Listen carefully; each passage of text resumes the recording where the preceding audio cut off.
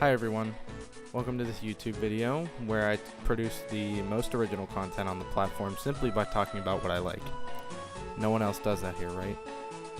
Anyways, today I'm going to talk about two things that I'm very passionate about and have shaped me into who I am today. Smash Brothers and Pokemon. Now again, I know no one has ever talked about something they're passionate about on this website, much less anything like Smash Brothers and Pokemon. Alright, I'll get to the point. I love Smash Brothers, and I also love Pokemon. And they seem to love each other too, because out of all of the series featured in every single game, the Pokemon series has the most. We're not blowing minds here though, the Mario series only has one less rep. With the reveal of the new Smash Brothers game, Super Smash Bros. Ultimate, comes the reveal of the fact that every single fighter from every single game, plus more, is appearing in this game. Now I'm not going to be talking about all the Pokemon reps in Smash. I'm going to be talking about one specific representative that I hold near and dear to my heart, the Pokemon Trainer. I've always loved the Pokemon Trainer. I love the way the character looks, even though he leaves a little to be desired in Brawl. I love the fact that the entire character is supposed to represent the first generation of Pokemon, and I love the Pokemon they included for the character. And he was confirmed as a playable character on the day of my birth, which I think is really cool. If you don't know anything about this character, you may be asking yourself, why are you talking about it like that? Is there more than one Pokemon playable when you select this character? The answer is yes. They included 3 playable Pokemon into one playable character. Specifically, Squirtle, Ivysaur, and Charizard, who later ditched all 3 of them to be his own playable character in Smash 4. Working together in a team of 3 makes this character incredibly fun and almost strategic in a way. The way this character works is when you select the character on the select screen, you can choose one of the 3 Pokemon to start with, and you will start the match with that Pokemon. However, you can switch out in a rotation battle between the 3 Pokemon. Each Pokemon has their own fighting style. Squirtle is light, can move quickly, and can pull off some quick and sometimes surprisingly powerful moves. Ivysaur is the middleman of the two, being a tad slower than Squirtle but able to take hits better and dish out damage generally better than Squirtle. Charizard is obviously the strongest and heaviest of the 3, making him a heavy hitter, while also being able to take hits and not get launched like Squirtle or Ivysaur. I think the theme they were going for with this character is teamwork. This is the only character that features 3 separate playable characters, and you're welcome to use only one of them in a match, but you will win much more often if you use them as a team. You used to be forced to use all of them in Brawl in a way, but now you can use whichever Pokemon you like throughout an entire match in Smash Ultimate. I think the idea of using teamwork to succeed in a fighting game is really cool, and it fits well with the series the character comes from. In Pokemon, 99% of the time, you build a team during the game and you use them in conjunction together to succeed throughout the game. And sure, you can brute force your way through the game with just one Pokemon, but you're most certainly not going to succeed if you rely on one single Pokemon to do all the work. All Pokemon have weaknesses, and the team is built around those weaknesses to compensate. It's no different with Pokemon Trainer. Each Pokemon has their own advantages and disadvantages within the game, and you can use the 2 other Pokemon to make up for what the one you're using isn't too good at. Like I said before, you used to be forced to use all 3 of the Pokemon within a match, depending on how long the match was, in Brawl. How they did this, though, was through a little mechanic called Stamina. From what most people can infer, the Stamina mechanic was used to represent PP like in the Pokemon games, where Pokemon can only use so many moves before they have to either switch out or faint. Though this Stamina mechanic ran on a 120-second timer, which means after about a minute and a half, you had to either die or switch to the next Pokemon in the rotation. Now this doesn't seem all that bad. It forces you to utilize the whole teamwork idea I mentioned earlier, but A, it really sucks if you're about to get a game-winning kill and Ivysaur gets tired and you have to switch out, and B, the switching in Brawl is incredibly slow.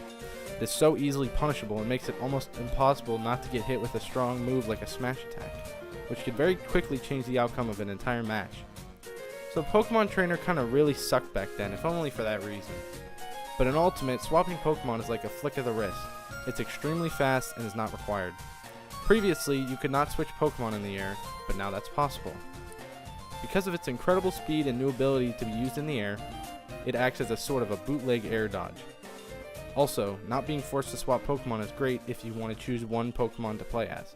To quote Sakurai, And this time, there's no penalty for sticking with one, so feel free to pick your main. but harping back on the working as a team theme, I feel like not being forced to change also puts the player at a disadvantage because they have the option to not use the character to its full potential. At first I was on board with the whole pick your main thing, but from the videos I've seen, it seems like using the Pokemon as a team will result in a much better outcome. Speaking of changes, I'm not sure if the type triangle with fire, water, and grass moves have come back or been changed. It was a nice touch to add as a nod to the type weaknesses and strengths within the Pokemon series, but it really screwed over characters like Ivysaur because there are a lot of fire moves in Smash Bros. And I would just prefer if the type triangle was not included. On to the next thing I want to talk about, alternate costumes. Alternate costumes are necessary when it comes to making a fighting game, especially in a game like Smash Bros., which features an 8-player mode. And a lot of the costumes used are usually references to other characters within the same series, or if the same fighter has ever had a different appearance in the series. I'm going to list the costumes from Brawl and Ultimate, and I'm only going to list the costumes for the trainer themselves, not Pokemon, because as far as I know, we don't have all of the alternate costumes for the Pokemon in Smash Ultimate yet. In Brawl, we of course have the default look from Pokemon Fire Red and Leaf Green, followed by the Leaf costume, which is a reference to the appearance of the girl character that appears in Pokemon Fire Red and Leaf Green, who is named Leaf. Next is a reference to Brendan's outfit, the boy playable character in Pokemon Emerald. The next two are unbeknownst to me. I have no idea what they could possibly be referencing. They are a blue costume and a white costume.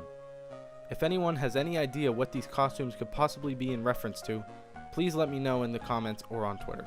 The costumes for the trainer in Smash Ultimate are much easier to identify because they are all based off of playable characters from previous games. And they finally added Leaf as an actual swap, not just a costume change. Because so many years have passed since the Pokemon trainer was playable in Smash, there were more new playable characters made to be played as in the new Pokemon games. So now there are 3 extra costumes for Red, the boy character, and 3 extra costumes for Leaf, which are all references to other playable characters in the Pokemon series. Obviously, the defaults for the two are how they appear in Fire Red and Leaf Green. Red now has a costume based off the appearance of Ethan, the playable boy character in Pokemon Silver, Gold, Crystal, and the remakes.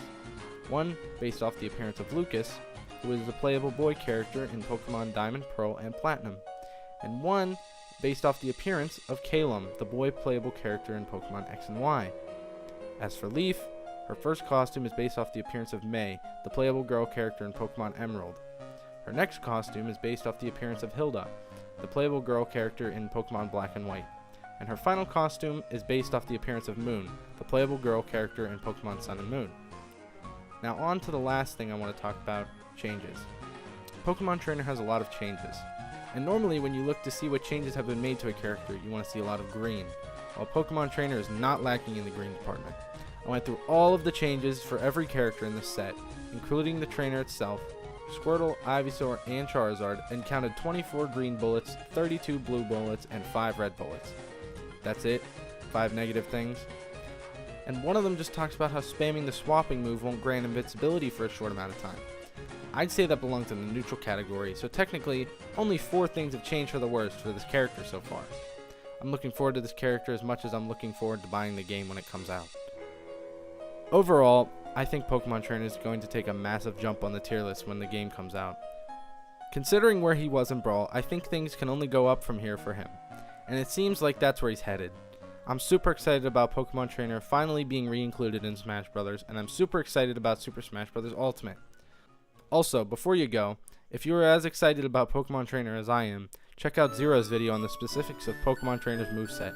I was originally going to talk about the changes listed on the Smash Wiki, but I didn't want this video to be too long, and I think Zero is more qualified than myself to talk about how Pokemon Trainer performs. I just wanted to make this video for fun and to talk about how excited I am for Pokemon Trainer. I hope you enjoyed this video if you made it this far. See you next time.